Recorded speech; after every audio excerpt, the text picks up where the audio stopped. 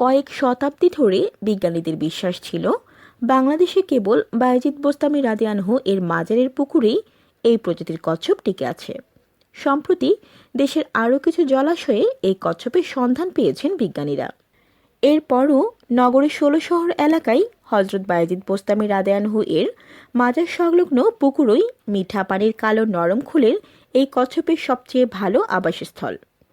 পুকুরের ৪টি পাড়ের নরম মাটিতে যুগ যুগ ধরে ডিম পেড়েছে এই প্রজাতির কচ্ছপ। তবে গত কয়েক দশকে পুকুর পাড়ের মাটি শক্ত হয়ে যাওয়ায় পুকুর ঘেঁষে স্থাপনা নির্মাণের উদ্যোগ, কাক, কুকুর, শেয়াল সহ নানা প্রাণী কচ্ছপের ডিম খেয়ে ফেলার কারণে বিঘ্ন সৃষ্টি হচ্ছে এদের প্রজননে। পাশাপাশি মাজারে আগত ভক্তদের দেওয়া খাবারে পানির গুণাগুণও নষ্ট হচ্ছে।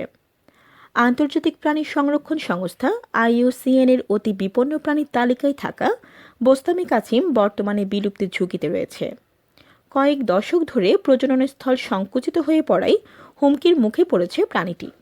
অথচ রুটিন পরিদর্শন ছাড়া বিপন্ন এই প্রাণীর সংরক্ষণে সুনির্দিষ্ট কোনো পরিকল্পনা নেই।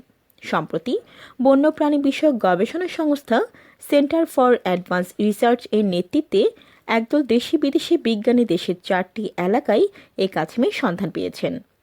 শ্রীমঙ্গল, চট্টগ্রাম, নেত্রকোনা ও মুহুরী